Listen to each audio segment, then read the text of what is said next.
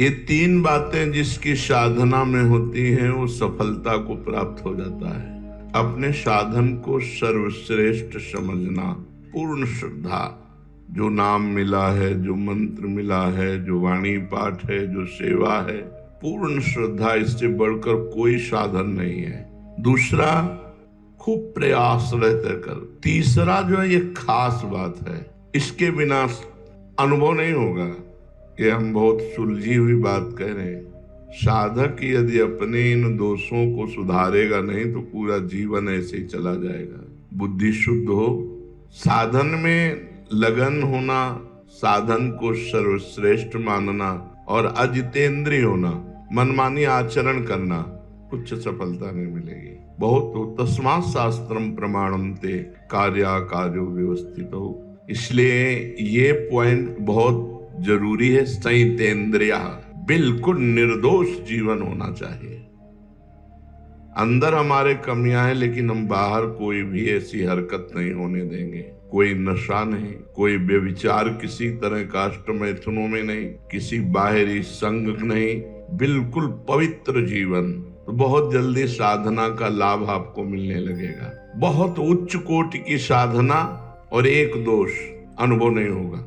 लिख लो हमारी बात। कोई एक दोष जनेन्द्रीय रसेन्द्रीय, कोई एक दोष है, पूर्ण रूप से बिल्कुल पैक कर लो अपने साधन को, कहीं से छीण ना होने पावे, तो आपको अनुभव हो जाएगा। साधक यही असावधान रहता है, दिन भर भजन किया है, 10-20 मिनट मनोरंजन कर लेते हैं। नहीं, वो 10-20 मिनट तुम्हारे 24 घंटे के भजन के ऊपर पर्दा डाल देगा, अनुभव नहीं होने देगा। इसलिए बहुत सावधान। ये हम अपने हृदय की बात कह रहे हैं कि अगर आप साधन कर रहे हो तो अपने साधन को बचाना भी सीखो, उसको लुटाओ मत, गलत जगह मत लुटाओ।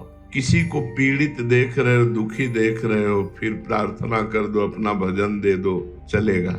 लेकिन इंद्रियों की गुलामी में भजन को छीण कर देना है, बिल्कुल अनुभव नहीं होगा बहुत लंबे समय तक, और आपको साधन में अश्रद्धा हो जाएगी और तत्परता तो रह ही नहीं सकती है। जितेंद्रीय पुरुष तत्पर नहीं रहता। सबसे बड़ा दोष होता है कि जब हमसे गलती होती तो हमें अपने साधन पर अविश्वास हो जाता है, और जो संयतेंद्रीय नहीं है उसकी दिनचर्या एक जैसी कभी चल ही नहीं सकती। तो किसी माता बहन से किसी तरह संबंध न होने पावे। माता बहनों को चाहिए कि किसी तरह पुरुष से संबंध न होने पाए, किसी भी तरह।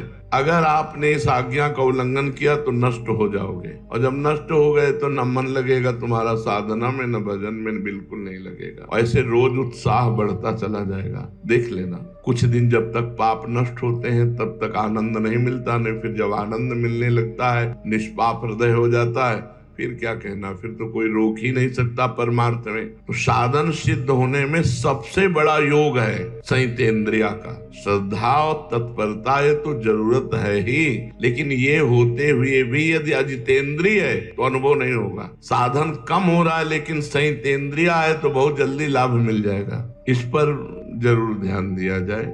संयतेंद्रिया में हर इंद्रिय का संयम है। श्रवणेन्द्रिय, घ्राणेन्द्रिय, नेत्रेन्द्रिय, रसेन्द्रिय, जनेन्द्रिय।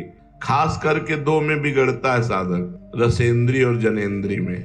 अगर रसेन्द्रिय ठीक है तो फिर जनेन्द्रिय का शासन कर सकते हो, और रसेन्द्रिय ठीक नहीं तो जनेन्द्रिय का शासन नहीं कर सकते हो। रसेन्द्रिय ठीक है और जनेन्द्रिय का कुसंग हो रहा है तो भी नहीं बच पाओगे। 5 मिनट हम हंस करके बात कर लेते, 5 मिनट में तुम्हारा सब काम हो जाएगा। तुम्हारे चित्त का अपहरण हो जाएगा, तुम्हारा ध्यान खिंच जाएगा, तुम्हारी मानसिकता बिगड़ जाएगी, तुम्हारे अंदर काम वेदना जागृत हो जाएगी, इतनी असहनीय हो जाएगी कि आप भ्रष्ट हो जाएंगे। ये हम बातें नहीं कर रहे हैं, बिल्कुल यथार्थ कह रहे हैं। चाहे जितने तुम प्रवीण हो, तुम्हारी बुद्धि को भ्रष्ट करके और कुमार्गगामी प्रक्रिया करा न दे माया, तो फिर माया क्या है, इतनी बलवती। इसलिए शास्त्र की आज्ञा का उल्लंघन कदापि नहीं। पूरे जीवन भर जिनको सेवा दी गई है उनके ऊपर भगवान का सुदर्शन चक्र है, वो बुद्धि सुधारेंगे। साधन को चौपट करने का बिल्कुल सरल उपाय है, इधर उधर ताक झांक शुरू कर दो, तुम्हारा साधन चौपट। अब तुम्हारा एकांत में चिंतन उसी का बनेगा। साधक चाहे स्त्री साधक हो चाहे पुरुष साधक हो, जब तुमने जीवन को भगवान को अर्पित किया है,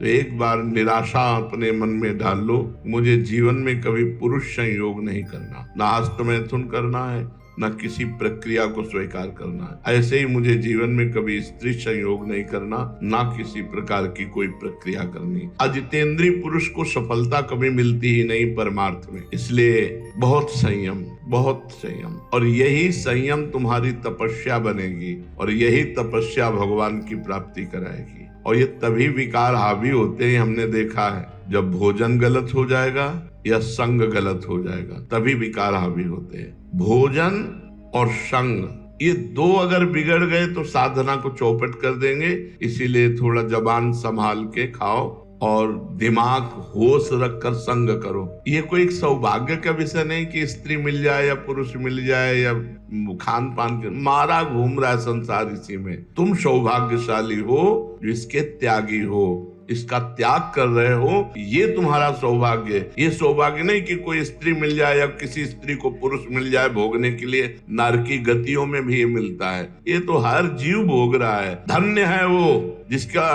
काच जनेन्द्री पवित्र, वाकेंद्री पवित्र और मन पवित्र, जो लंगोटी का पक्का, जबान का पक्का, मन का पक्का। अगर जीवन भगवान को दिया है तो ये पक्का कर लो कि चाहे विश्व की सुंदरी आ जाए, चाहे विश्व के देवराज ही क्यों ना आ जाए, दोनों पक्षों में बिल्कुल निश्चित। और जिस दिन तुम्हारा मन खराब हो उस दिन उपवास कर लेना, ये हम दवा बता रहे हैं। जय दिन खराब रहते दिन भोजन मत पाना, पानी केवल पीना, अपने आप ठीक हो जाओगे। या कोई संग दूषित हो गया, विचार की अंदर की वृत्ति भी दूषित हो जाती है। अगर बुद्धि कामुक हो रही है, मन परेशान कर रहा है, भोजन छोड़ दो। एक दिन, एक पहर, 2 पहर, 3 पहर, 4 पहर, जब तक बुद्धि भजन में न लगे तब तक भोजन न करो, अपने आप ठीक हो जाएगा। साधक अपने को कैसे जाने कि मैं सही चल रहा हूं? साधक अपने को कैसे जाने कि मैं सही चल रहा हूं? जब चित्त में बुरे अपवित्र विचार ना आने लगे। आचरण की तो बात बहुत दूर रही, चित्त में बुरे और अपवित्र विचारों का अभाव हो जाए, जीवन में विनय आ जाए, सबसे झुकना, एकदम दैन्य, विषय चिंतन का अभाव होने लगे और अनुभव हो कि भगवान की हेतु की कृपा है हमारे ऊपर। एकाग्रता, आनंद, संतोष, क्षमता और प्रेम ये बढ़ने लगते हैं। जब साधक की साधना सही चलती है तो उसके चित्त में विषय चिंतन नष्ट हो जाता है। विषय चिंतन ही नहीं होता तो क्रिया की बात क्या? तब उसके हृदय में क्रमशः शांति, एकाग्रता, आनंद, संतोष, क्षमता, प्रेम ये जागृत हो जाते हैं। यही साधना की सफलता है। बड़ा डर लगता है अच्छे अच्छे साधकों को भ्रष्ट होते देख करके, अच्छे अच्छे साधकों को भ्रष्ट होते गिरते देख करके बड़ा डर लगता है कि हम कैसे चल पाएंगे जब अच्छे अच्छे साधक गिर जाते हैं। नहीं, डरने की बात नहीं है। जिनको अपनी साधना का अभिमान होता है वही भ्रष्ट होते हैं। जिनको अपनी साधना का अभिमान होता है वही भ्रष्ट होते हैं। साधक परम प्रवीणता पूर्वक जरा भी दोष अपने अंदर जिसको देखे उसको नष्ट कर डाले, दोष पनपने न दे। अपने को वो साधक कभी सुरक्षित न समझे जिसके अंदर ये सब भोग वासना के दोष हैं और वो आनंद से है। ऐसा साधक भ्रष्ट नहीं होता जो श्रद्धा का पाथे, भक्ति का कवच और नाम जप का सरदार साथ रखता है। अंगरक्षक सरदार नाम जप है। ये महाबलवानों का भी बलवान है, बाल बांका नहीं हो सकता। साधना में क्या मापदंड रखें कि मेरी चाल धीमी चल रही है या मेरी चाल उत्तम चल रही है? सही साधक वही है जो अपनी चाल को धीमी ही समझता है। मेरी चाल उत्तम है, ये उत्तम साधक का लक्षण नहीं है। मैं बहुत अधम हूँ, जैसा भजन होना चाहिए, जैसी साधना होनी चाहिए वैसी मेरे से नहीं हो रही, ये अंदर बना रहना चाहिए। साधक को कभी अपनी साधना में संतोष नहीं होना चाहिए। अच्छा चल रहा है, अभी अच्छा कहाँ चल रहा है? अभी राधा बोलते आंख में आंसू कहाँ आया? अभी श्री जी कहाँ दिखाई दे रहे हैं? अभी अच्छा कहाँ चल रहा है? साधना में जितना संतोष होगा उतना ही वो आगे बढ़ेगा। जब अपनी चाल धीमी मानेंगे तो आपकी उत्तम साधना होगी। यही मापदंड है। साधना में असंतोष और अपनी चाल धीमी मानना और सबको भजनानंदी मानना। सब महान है, अधम तो हम ही है, भेष रखे हैं और जैसा भजन होना चाहिए वैसा नहीं होता, ऐसा अंदर दुख बना रहना चाहिए, उसकी साधना उत्तम बढ़ेगी। साधना जल्दी सिद्ध हो जाए, अपनी तरफ से क्या उपाय करना चाहिए? भगवान का दृढ़ भरोसा, दृढ़ आश्रय। साधना सिद्ध होने का उपाय, सब दोषों से मुक्त होने का उपाय, भगवान का दृढ़ भरोसा। हम वही मुंह की खाते हैं जहां भगवान की आज्ञा का उल्लंघन करते हैं, शास्त्र आज्ञा का उल्लंघन करते हैं, पक्का समझ लो। गुरुदेव भगवान कहते थे चाहे 24 घंटा भजन कर लो, अगर 1 मिनट भी आज्ञा का उल्लंघन करोगे तो 24 घंटे के भजन का आनंद अनुभव नहीं कर पाओगे। बिल्कुल ठीक रकील पे चले, जो रकील खींच दी गई वैसे लकीर का फकीर। फकीर कौन? जो लकीर का फकीर, जो गुरु ने लकीर खींच दी कि इस पे चलना है, बस इधर नहीं इधर नहीं, राई के सम चलत ही हो तो और की ओर, राई भर पैर उतार दिए लकीर से तो फकीरी में अंतर आ जाएगा। लकीर का फकीर, जो गुरु ने शास्त्र ने लकीर खींच दी बस उसी पे चलना है, इधर उधर गाड़ी उतारोगे पलट जाएगी। जो जीटी रोड बना है उसी पे चलो। ये जो संप्रदाय है, जो मार्ग है, ये जीटी रोड है, राजमार्ग है, इसमें गिरोगे नहीं। अपनी जान में प्रयास में कमी न रखे, साधना का अभिमान न रखे और भगवान का भरोसा रखे तो जल्दी साधन सिद्ध हो जाता है। साधन में साधक को मेल जोल बढ़ाना ठीक है कि नहीं? ये हमारे दोस्त हैं, ये हमारे परमार्थिक अगर हैं, भजनानंदी हैं तो कोई दोष नहीं है, और अगर थोड़ी भी संसारिकता उसमें है तो तुम्हें गिरा देगी। इसलिए दोस्त नहीं बनाना चाहिए। जीवन में दोस्त नहीं बनाया आज तक, अभी कोई दोस्त नहीं, आगे भगवान जाने। आज तक कोई दोस्त नहीं तो दुश्मन का सवाल ही नहीं होता। जब दोस्त हो तो दुश्मन हो, न दोस्त है न दुश्मन है। भगवान ने बड़ी कृपा की, आज तक एक दोस्त नहीं, एक भी नहीं है। वृंदावन में रहते हुए 27-28 वर्ष हुए जा रहे हैं, एक भी दोस्त नहीं। पीछे तो वैराग्य में जीवन रहा तो वहां दोस्त का सवाल ही नहीं उठता। यहाँ भी एक भी दोस्त नहीं। कोई सब संत महंतों की चरण रज माथे पे है, लेकिन अपना किसी से नहीं है कि अमुक आश्रम के अमुक महंत से हमारा प्रेम है। सबसे प्रेम है, सबकी चरण रज वंदना है, लेकिन अपनी दोस्ती किसी से नहीं है। परमार्थ में, साधन मार्ग में मेल जोल बिल्कुल ठीक नहीं है। मेल जोल में धोखा हो जाएगा। जमुना बाई ये जुगल घाट पे रहती थी। अजीज बेग अकबर का भांजा, वो यहाँ गश्त पे आया हुआ था, अपने सैनिकों के साथ देखा ब्रह्मचारिणी, फटे पुराने कपड़े शरीर पे लपेटे, यमुना स्नान करके तो तेज झलक रहा था। सैनिकों से कहा ऐसी सुंदरी तो हमारी सेवा में आनी चाहिए। बोले सरकार ये विरक्त है, साधु है। अब उसका मन ललचा गया देख करके, वो गीले वस्त्र में ऐसे 2 वेश्याएं भेजी, वो साधु के वेश में आई और भगवान की चर्चा करती। 8-10 दिन लगातार आई तो वो साधु भाव से सम्मान करके बैठा ली। अब जब 10 दिन लगातार आई तो मेलजोल हो गया, हंसना, बातचीत करना, बैठना। वो 2 दिन फिर नहीं आई, फिर तीसरे दिन अगले दिन आई तो पूछना बनता है ना कि आप 2 दिन नहीं आई। उनका हमारे यहाँ एक बहुत बड़े साधु आए हैं, उनकी सेवा में आप दर्शन करेंगे। उनका हरिवंश महाप्रभु की कृपा से ऐसी तो कोई इच्छा है नहीं, साधु दर्शन के लिए आप मना करते हैं। चलिए ना, बहुत अच्छे साधु है, आपको आनंद मिलेगा। चलो, महाप्रभु का आदेश है, श्याम से अमापद कमल संग सिरनायो। किसी भी संप्रदाय का साधु हो, अगर सिद्ध है तो उसके दर्शन मात्र से मंगल तो होता ही है। चलो, मेल जोल पहुंचा दिया हवेली में। जी देखा हवेली, तो उनका हवेली कहाँ, संत आए हैं तो उनको लगा संत को क्या हवेली और क्या फुटपाथ। मान लो कोई धनी मानी बुला के ले आया होगा। तो जब हवेली में अंदर गए तो बाहर से वैश्याओं ने दरवाजा बंद कर देखा अकबर के भांजे को।